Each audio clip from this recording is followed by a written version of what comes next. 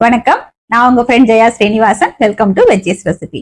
இன்னைக்கு நம்ம veggies recipe கிச்சன்ல குழந்தைங்கள்ல இருந்து பெரியவங்க வரைக்கும் எல்லாருக்கும் பிடிச்ச மாதிரியான ஒரு பிரேக்ஃபாஸ்ட் அல்லது dinner recipe, protein rich and fibre rich dosa பண்ண போறோம். இந்த தோசை பாருங்க, நம்ம ரொம்ப எண்ணெய் சேர்க்கலன்னா கூட நல்லா கிறிஸ்பியா வரும். பாருங்க,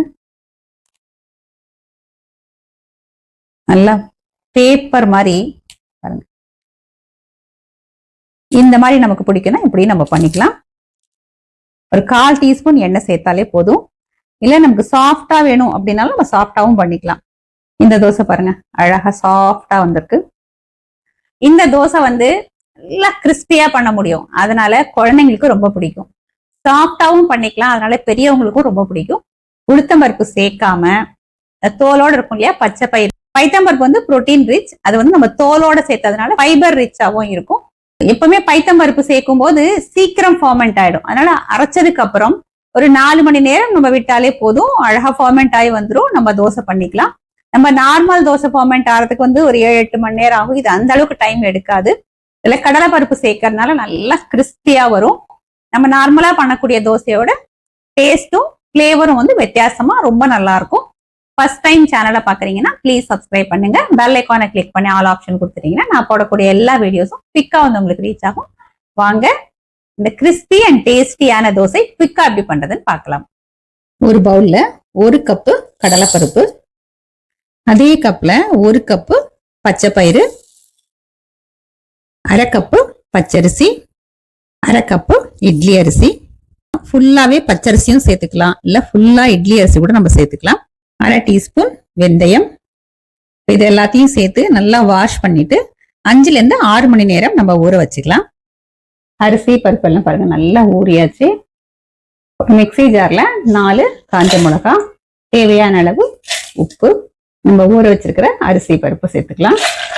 ரொம்ப தண்ணி சேர்க்காம நல்லா ஃபைன் பேஸ்டா நம்ம அரைச்சி எடுத்துக்கணும். அரைச்ச மாவை இந்த பவுல்ல எடுத்துக்கலாம். நம்ம அரைக்கும் போதே உப்பு சேர்த்துட்டோம். இப்போ ஒரு மூடியை போட்டு மூடிடலாம். நம்ம பச்சை பயிறு சேர்த்து அரைச்சதுனால ரொம்ப சீக்கிரம் ஃபர்மெண்ட் ஆயிடும். இது ஒரு 3ல இருந்து 4 மணி நேரத்துல ஃபர்மெண்ட் ஆகும். நம்ம அதுக்கப்புறம் பார்க்கலாம். 4 மணி நேரம் ஆயாச்சு. மாவு பாருங்க சூப்பரா ஃபர்மெண்ட் ஆயிருக்கு.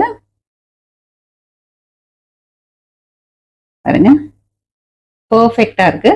தோசை பண்றதுக்கு தேவையான அளவு மாவை நம்ம ஒரு பவுல்ல எடுத்துட்டு மீதியை நம்ம ஃப்ரிட்ஜ்ல வச்சுக்கலாம். ஸ்டவ்ல ஒரு கடாய் வச்சிருக்கேன். ஃபர்ஸ்ட் நம்ம சட்னி அரைச்சிட்டு அதுக்கப்புறம் தோசை பண்ணிக்கலாம். 1 டேபிள் ஸ்பூன் எண்ணெய் சேர்த்துப்போம். எண்ணெய் சூடானதும் கொஞ்சம் பெருங்காயம். பெருங்காயம் பொரிஞ்சதும் 1 டேபிள் ஸ்பூன் உளுத்தம்பருப்பு, 1 டேபிள் ஸ்பூன் கடலைப்பருப்பு, 3 காஞ்ச மிளகாய். பருப்பு செவந்து வர வரைக்கும் நம்ம வறுத்துக்கணும்.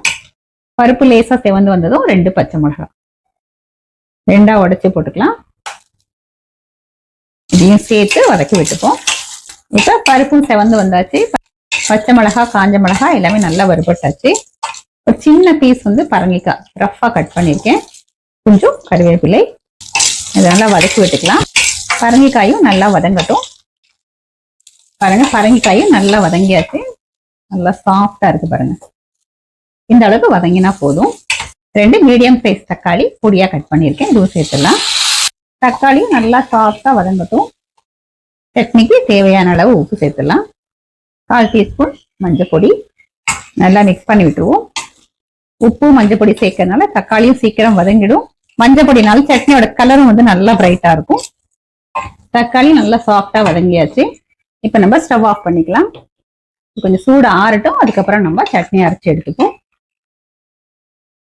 சட்னிக்கு தாளிச்சிடுவோம். 1 டேபிள் ஸ்பூன் எண்ணெயில 1/2 டீஸ்பூன் கடுகு, 1/2 டீஸ்பூன் உளுத்தம்பருப்பு, கொஞ்சம் பெருங்காயம், கொஞ்சம் கருவேப்பிலை சேர்த்திருக்கேன். சட்னி நல்லா மிக்ஸ் பண்ணி விட்டுடலாம். சட்னி ஃபர்ஸ்ட் கிளாஸா ரெடி ஆயாச்சு. இப்ப நம்ம தோசை பண்ணிக்கலாம். கல்லு சூடாயாச்சு, நம்ம தோசை பண்ணிக்கலாம். பாருங்க எவ்வளவு நல்லா மெலிசா பண்ண வருது.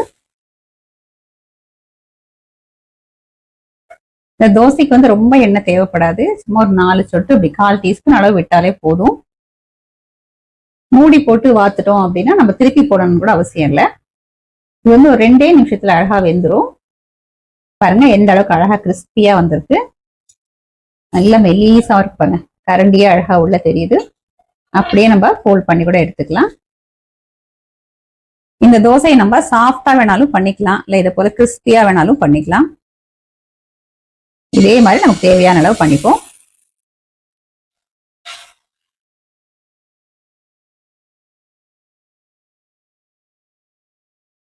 இந்த தோசை பாருங்க, நம்ம ரொம்ப எண்ணெய் சேர்க்கலன்னா கூட நல்ல கிறிஸ்பியா வரும் பாருங்க. நல்லா பேப்பர் மாதிரி பாருங்க. இந்த மாதிரி நமக்கு பிடிக்கும்னா இப்படி நம்ம பண்ணிக்கலாம். ஒரு 1/4 டீஸ்பூன் எண்ணெய் சேர்த்தாலே போதும். இல்ல நமக்கு சாஃப்டா வேணும் அப்படின்னாலும் நம்ம சாஃப்டாவும் பண்ணிக்கலாம். இந்த தோசை பாருங்க, அழகா சாஃப்டா வந்திருக்கு. இந்த தோசைக்கு சட்னி வந்து நம்ம பரங்கிக்காயும் தக்காளியும் சேர்த்து நம்ம அரைச்சிருக்கோம். இந்த தோசையோட மட்டும் இல்ல, எல்லா டிஃபனுக்குமே நல்லா இருக்கும். கொஞ்சம் ஸ்வீட்டா, கொஞ்சம் காரமா, கொஞ்சம் புளிப்பா, ரொம்பவே நல்லா இருக்கும். வாங்க இப்ப நம்ம டேஸ்ட் பண்ணி பார்த்துடலாம்.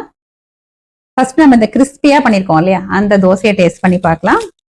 பாருங்க, பண்ணி கொஞ்சம் நேரம் ஆச்சு, இருந்தா கூட இன்னும் நல்லா கிறிஸ்பியா இருக்கு. இதை நம்ம இந்த சட்னியோட டேஸ்ட் பண்ணி பார்ப்போம். நல்லா மொறு மொறு மொறுன்னு இருக்கு.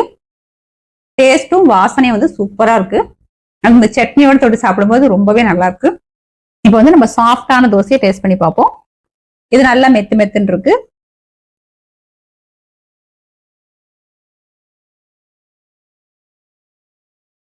டேஸ்ட் வந்து ரெண்டுமே ஒண்ணுதான். அது நல்லா மொறு மொறு மொறுன்னு இருக்கு. இது வந்து நல்லா சாஃப்டா இருக்கு. ஒரு மாவு அரைச்சா போதும், ஃபேமிலியில யாராருக்கு எப்படி எல்லாம் வேணுமோ அப்படிலாம் நம்ம பண்ணி கொடுத்துடலாம். 2 நிமிஷம் கல்லுல எக்ஸ்ட்ரா நம்ம விட்டோம் அப்படின்னா நல்லா மொறுமொறுன்னு ஆயிடும். அதுக்காக எண்ணெய் நம்ம அதிகமா சேர்க்கணும் அப்படின்னு அவசியம் இல்லை. மூடி வச்சுட்டு நம்ம உடனே எடுத்துட்டோம் அப்படின்னா சாஃப்டா இருக்கும். நல்லா இந்த பச்சை பயிறு வாசனையோட இந்த தோசை வந்து ரொம்ப அருமையா இருக்கும். இந்த பரங்கிக்காயில இருக்கிற லேசான ஒரு இனிப்பு, தக்காளி சேர்த்ததுனால லேசான ஒரு புளிப்பு, தகுந்த காரம், 3 சேர்ந்து ரொம்ப டேஸ்டா இருக்கும். நம்ம நார்மல் சட்னிக்கு பண்றதோட கொஞ்சம் 1-2 எக்ஸ்ட்ராவா மிளகா சேர்த்துட்டோம் அப்படின்னா கரெக்டா அது பேலன்ஸ் ஆகும். பிளஸ் நம்ம உளுத்தம் பருப்பு, கடலை பருப்பு சேர்க்கறதுனால கொஞ்சம் அந்த கிரன்ச்சியா சாப்பிடுறதுக்கு ரொம்ப டேஸ்டா இருக்கும். இதை வந்து தண்ணி சேர்க்காம நம்ம தொகையல் மாதிரி அரைச்சோம் அப்படின்னா சாதத்துக்கு பிசைஞ்சு சாப்பிடலாம். தண்ணி விட்டு கொஞ்சம் ஃபைனா அரைச்சிட்டோம் அப்படின்னா எல்லா டிஃபனோடையும் இது ரொம்ப நல்லா இருக்கும். இதே மாதிரி இதே மெத்தட்ல இதே அளவுகளோட இந்த தோசையும் இந்த சட்னியும் நீங்க ப்ரிப்பேர் பண்ணி பாருங்க. ரெண்டுமே சூப்பரா இருக்கும். ட்ரை பண்ணி பார்த்துட்டு எப்படி வந்ததுன்னு கமெண்ட்ல சொல்லுங்க. லைக் பண்ணுங்க, உங்க ஃப்ரெண்ட்ஸ் அண்ட் ஃபேமிலியோட ஷேர் பண்ணுங்க. புது ரெசிபியோட நாளைக்கு நான் உங்களை மீட் பண்றேன். தேங்க்ஸ் ஃபார் வாட்சிங்.